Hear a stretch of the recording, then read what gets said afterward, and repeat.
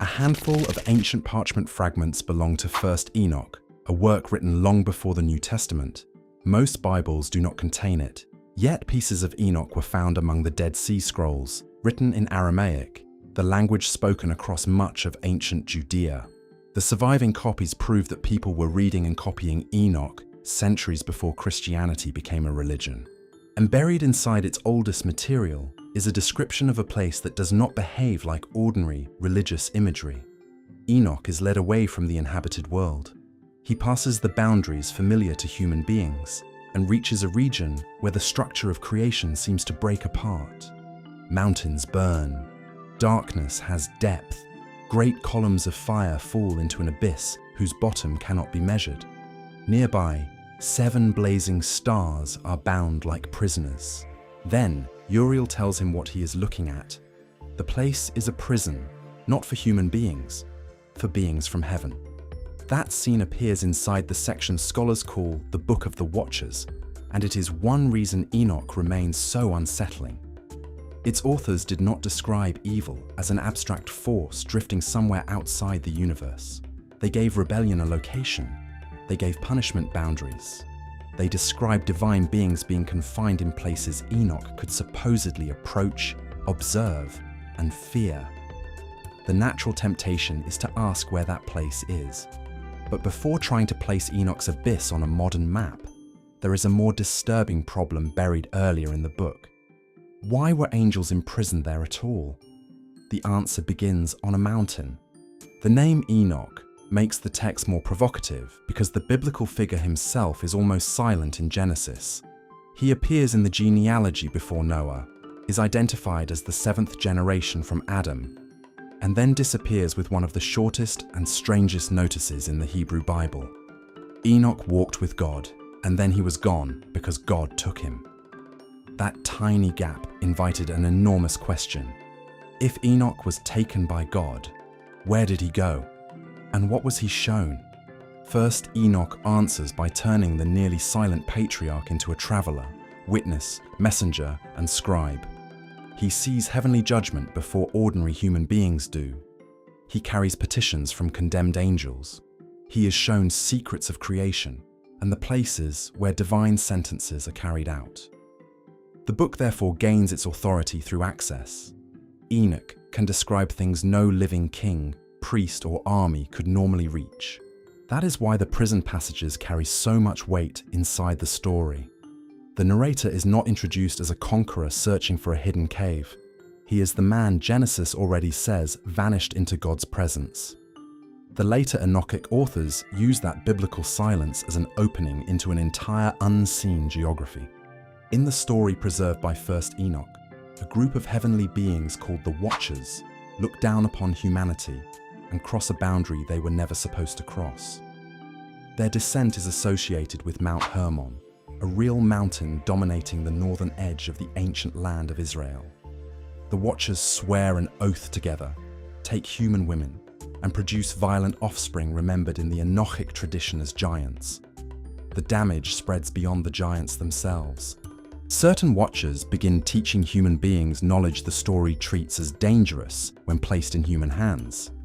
Azazel becomes associated with weapons and metalworking, while others teach forms of sorcery, signs, and heavenly observation. The point is not that knowledge itself is evil.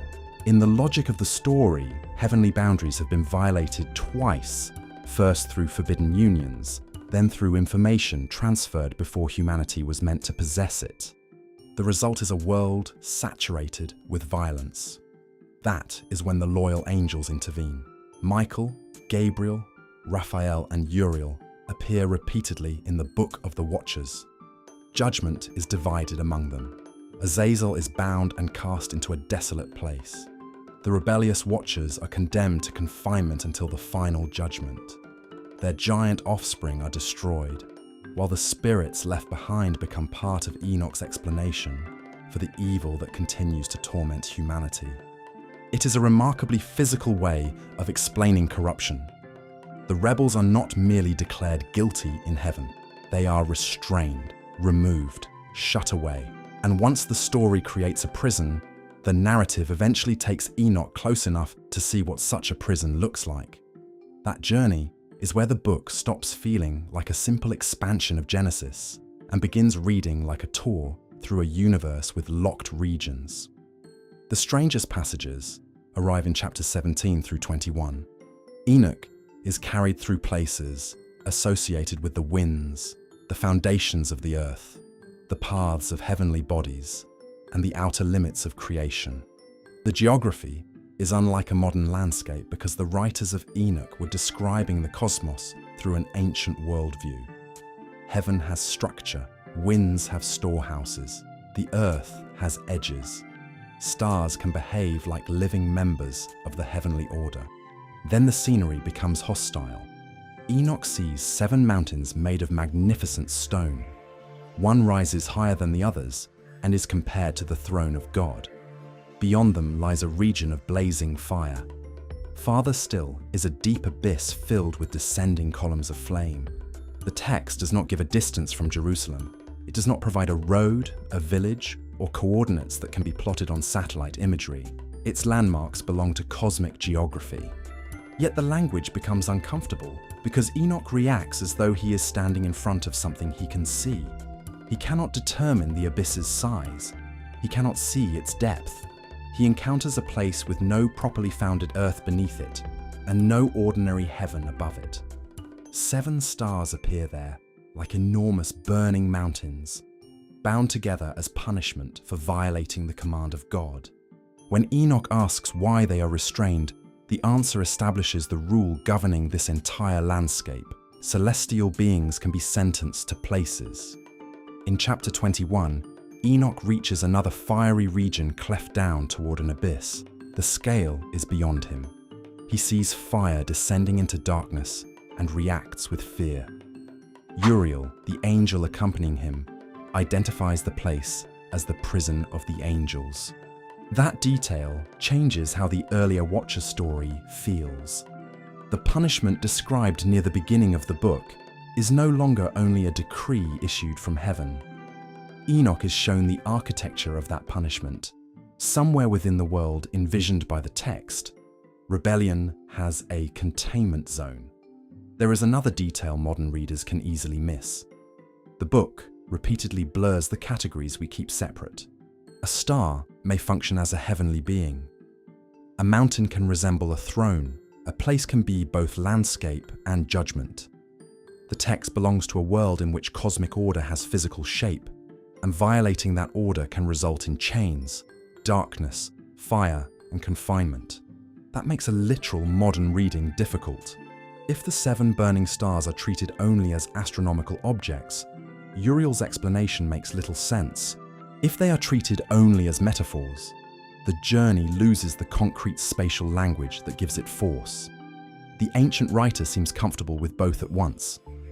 The cosmos is sacred architecture, and its architecture carries moral consequences.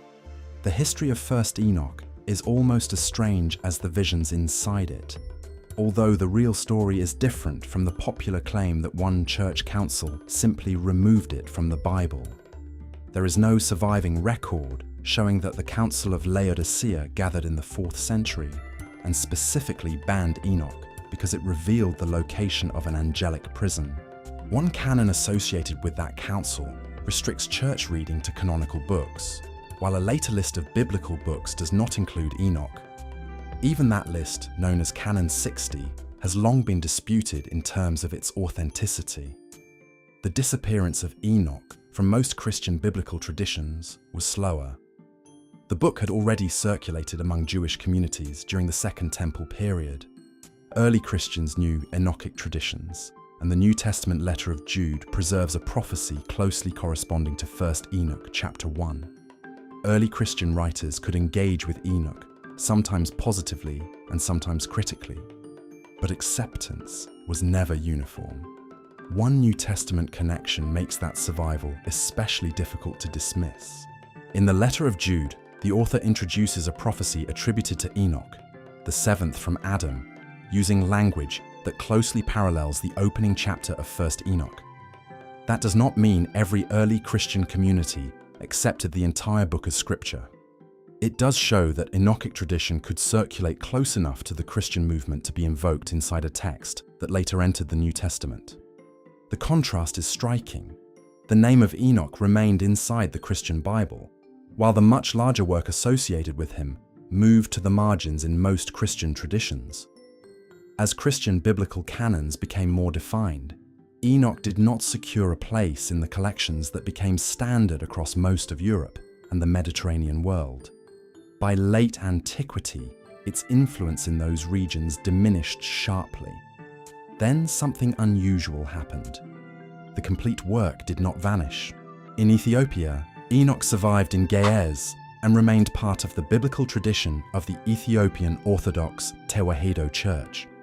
Western scholars eventually encountered Ethiopic manuscripts and discovered that a book largely lost from their own scriptural world had continued living elsewhere. For a long time, however, there was an obvious question.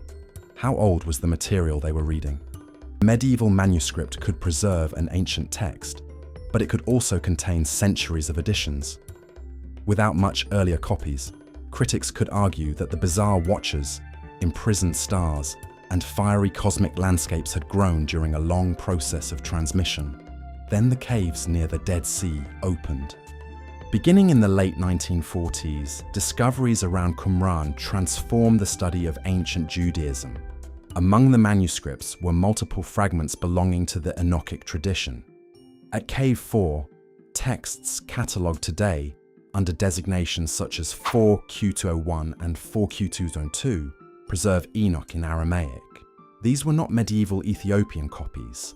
They came from the world of ancient Judea. That did not prove that the biblical patriarch Enoch personally wrote the book. Modern scholarship treats First Enoch as a collection of works composed by the different authors over time. But the Qumran material established something more important for this story. Major portions of the tradition were already circulating before the rise of Christianity.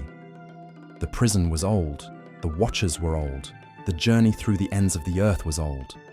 The imagery could no longer be dismissed as a late Christian invention or a strange Ethiopian addition, and the location of the discoveries adds another layer to the atmosphere, even though it must be handled carefully.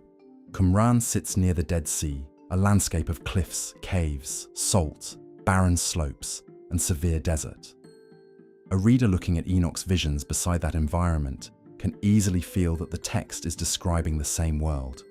That feeling is powerful. It is not archaeological proof. Attempts to identify the angelic prison with one modern sinkhole or archaeological site remain speculative.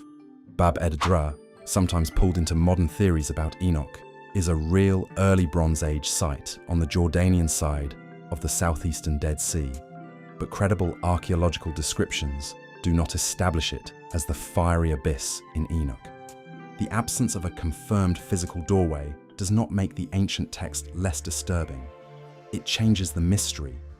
Instead of asking why archaeologists have not descended into one forbidden hole, we are left with a harder historical question. What kind of worldview produced a document in which the universe itself contains detention chambers for disobedient heavenly beings? And why did that worldview matter enough for ancient scribes to keep copying it? The Book of the Watchers begins with a familiar biblical problem. Genesis gives only a few cryptic lines about the sons of God, human women, and the Nephilim before the flood. Enoch expands those lines into an entire hidden history of how supernatural rebellion infected the human world. That expansion changes the nature of evil. Violence is no longer explained only through human failure. In Enoch, part of humanity's corruption comes from above. The Watchers descend, interfere, teach, reproduce, and leave consequences that survive even after judgment falls upon them. The prison scenes complete that idea. If heavenly beings can trespass into the human world, then heaven and earth are not sealed away from one another. They have crossing points. Boundaries can be violated. And according to the story, once those boundaries fail, God creates another boundary to contain what crossed through, a prison. Uriel's presence in these chapters is therefore more important than the popular image of an angel standing beside a literal cave entrance. In Enoch, he is one of the heavenly guides who understands the order Enoch cannot comprehend. When Enoch looks into regions that terrify him, Uriel explains what has been placed there and why. The horror comes from the waiting. Judgment has been pronounced, yet the final sentence has not been completed. The imprisoned beings exist in an interval between rebellion and the last judgment. Their punishment has started, while the story's ultimate ending remains ahead. That idea later echoes through Jewish and Christian apocalyptic thought. Rebellious angels held for judgment, darkness reserved for supernatural offenders, a cosmos containing places humans were never meant to enter. More than 2,000 years ago, Jewish scribes copied a work that imagined creation as a structure with forbidden zones beyond ordinary human reach. They preserved the names of the beings who crossed the boundary. They described the sentence imposed upon them. And they followed Enoch until he reached a place where the earth beneath him seemed to disappear and fire descended farther than he could measure. Most of the religious world eventually stopped reading that book as scripture. The manuscripts in Ge'ez ensured that its full nightmare did not disappear. So the most unsettling part of Enoch is not a modern rumor about a sealed sinkhole. It is the ancient claim still sitting on the page. There are places in creation meant to hold things that came from heaven, and in Enoch's world, those places were already occupied.